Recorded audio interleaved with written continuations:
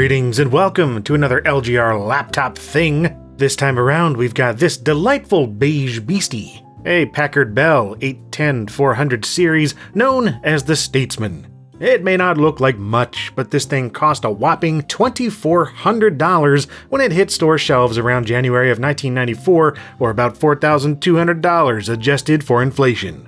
And that's without any RAM or coprocessor upgrades, just a 33MHz 486 SLC processor, 4MB of RAM, a 640x480 color display, and up to 200MB of hard disk space running MS-DOS 6 and Windows 3.1.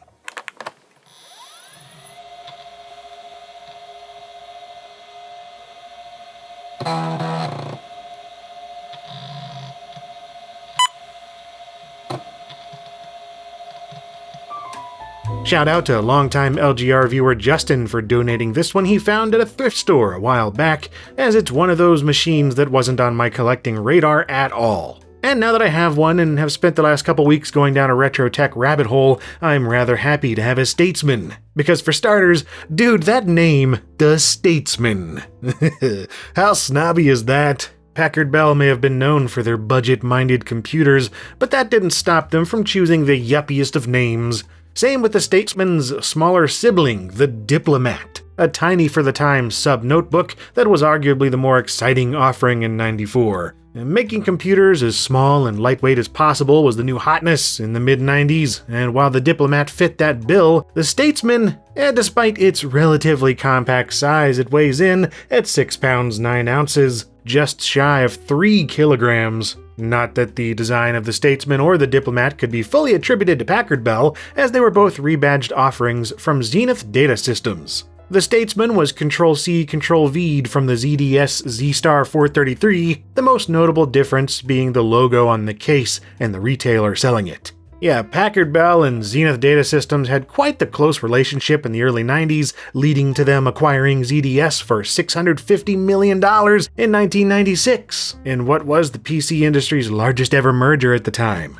Yeah, the whole Packard Bell story is worth a video on its own, but yeah, today it's all about the Statesmen, or Statesmen.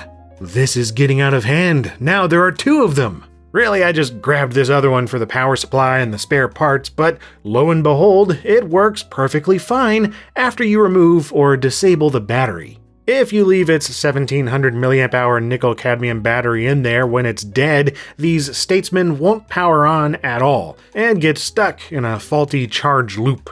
And yeah, when I got my first Statesman, it didn't have a power supply, and due to its slightly funky 4-pin mini-DIN power connector, I didn't have many options for getting it working. So the original 21-volt AC adapter is a must-have here, unless you feel like rigging something up with a test bench power supply.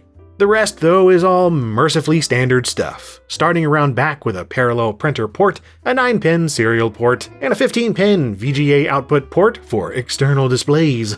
Note, there's no line out or headphone jack though. The Statesman machines don't have a sound card, only an internal PC speaker.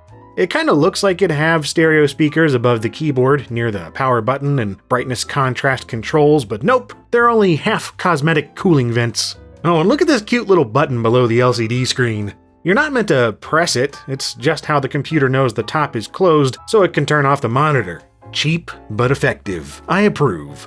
On the left-hand side is a Type 2 PC card slot, a ubiquitous 1990s expansion option, letting you connect modems, sound cards, storage media, and so on. Then on the right side is a slim 3.5-inch high-density floppy drive supporting 1.44 meg disks, along with a PS2 port for connecting an external mouse. Something you'll feel compelled to use straight away, cause, well, just look at this silliness. Folks, say hello to the J-Mouse, the input method of choice on Zenith and Packard Bell laptops for a fleeting moment in time. Kinda similar in concept to the IBM TrackPoint nub, but almost certainly worse in practice. Pressing down the J key on the keyboard for a second activates the mouse cursor, and you move its position by nudging the key from side to side. It doesn't tilt or rock in place, it just feels like a normal J key with a concave finger bowl on top. And it works about as well as it looks, so Not well at all, especially since the key mechanisms themselves are low-quality rubbery garbage. Furthermore, there's all these other keys for different mouse buttons and clicking combos. Spacebar and F left clicks, the D key right clicks, S is the middle mouse button, and G double clicks the left mouse button. And it doesn't stop there, as you can see from this friendly training program. You get commands for things like copy, paste, undo, shift click, control click, delete, and why? This poor keyboard! It's cumbersome enough with all its weird little keys all cramped in place with a weird layout, but then the J-mouse keys are performing triple duty on top of that. We'll get back to your oddness another day, J-mouse. I'm not done with you yet. Another feature I didn't anticipate was that the second Statesman turned out to be a grayscale model, something increasingly uncommon in 1994, but definitely not unheard of in economy-priced machines like this. Inside is the same 512K Chipson Technologies 65520 VGA chipset as seen in the higher-end Statesman, but it only displays things in shades of gray, regardless of the actual color of your programs. As a result, companies like Packard Bell often included a reverse function key, so you can invert the colors as needed since some programs look better in reverse grayscale. Being that it's still technically displaying color though, you can use the VGA port to hook it up to a color monitor and see everything as vibrantly as intended, but on the laptop itself it's a world of black and white. That being said, the Color Statesman is no bastion of usability either. 256 colors are nice and all, but it's still just a 9.5-inch dual-scan Super Twist pneumatic display, or DSTN passive matrix. It's a slight step up from standard STN displays, but still, bleh. Awful contrast, poor saturation, plentiful ghosting and smearing, and the very nature of dual scan means that you can get weird screen tearing since the panel is divided into two sections refreshing independently. Of course, what you're seeing here looks even worse than in person. These older LCDs are a nightmare to record. Either way though, viewing angles and backlight bleed are abysmal. That's just the way it goes with mid-90s DSTN displays. At the time, TFT panels were a lot more expensive, adding $400 or $500 to the manufacturing cost. So hopefully, whatever you plan to run remained usable with a display that looked like Vaseline coated in drunkenness.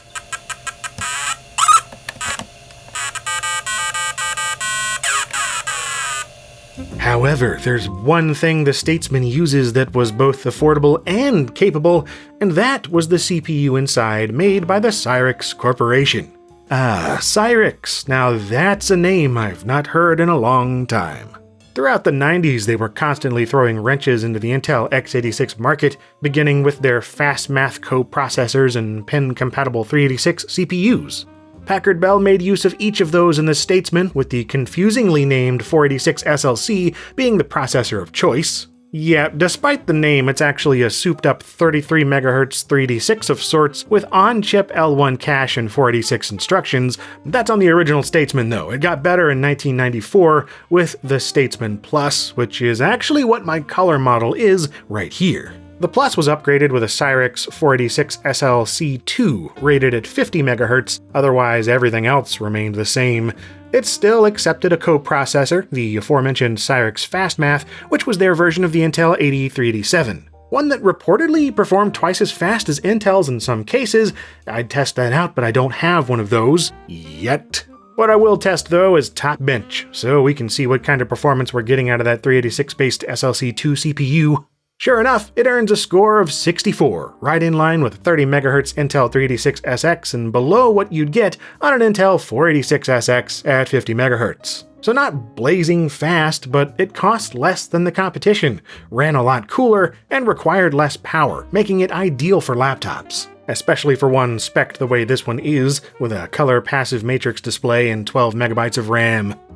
Speaking of RAM, check this out. I've never seen it installed quite like this before. You snap off and remove this plastic cover below the LCD to upgrade the memory, revealing 3 RAM slots and the battery charging LED. And the RAM itself comes on these tiny modules with 2 orange connectors that snap it into place. I have no idea what this connection is called, but what a neat little design. Now, as for what you can actually do with the Statesman, well, it's actually pretty solid for gaming, at least if you're looking to play specific types of DOS and Windows games from back then. Single-screen puzzle games like Tetris or Snake-esque arcade games like Pizza Worm are ideal, for example, since the smeary passive matrix display doesn't completely ruin what's going on due to the way those games function. But side-scrolling platformers? Not so much. Even simpler ones like Crystal Caves here suffer immensely on LCD panels like this. It's just visually confusing and eye-strainingly painful to look at for very long. And first-person games like Doom? Yeesh. Admittedly, it's cool that it runs at all, really. Seeing a 3D game running on a laptop in '94 in any way whatsoever was pretty amazing in and of itself, but yeah, visually unappealing is putting it mildly with Doom, at least without hooking it up to an external display. Oh, and in case you're wondering, nope, it isn't fast enough to play later 90s shooters like Duke Nukem 3D. I mean, it's got enough RAM, it'll run it, technically, but we're talking serious slideshow territory. The game is utterly unplayable on this CPU. Of course, gaming was never the intended usage of the Packard Bell Statesman anyway. In late 93, early 94, the kind of folks willing to spend several $1,000s on a portable computer, chances are the primary purpose wasn't gaming. Now, the real meat and potatoes of a laptop were things like word processing, keeping track of finances, maintaining spreadsheets, writing papers for school, filling out tax returns, that kind of thing. Or if you had a PCMCIA modem, maybe even dialing into Prodigy or CompuServe or a local bulletin board system to send electronic mail and download shareware applications. And whenever you had some downtime, it came pre-installed with Solitaire, Minesweeper, and the Microsoft Entertainment Pack, so a quick game of Rodent's Revenge, Klotsky, or Tetravex were always tempting diversions, residing only a click away. Yeah man, as much as I prefer my more capable IBM, Toshiba, or Gateway laptops, I'm still in love with clunky old dorks like the Packard Bell Statesman. It's a fountain of retro personality and charm, stemming directly from its limitations. These laptops are in kind of a weird spot too, where most collectors don't want to bother with them at all, since they don't have a TFT LCD and the Cyrix CPU is weird and there's no sound card or CD-ROM and whatever. There are tons of better equipped old laptops out there, I've got plenty myself, but I also find value and enjoyment in experiencing the limitations of old machines for what they are, instead of calling them out for what they're not.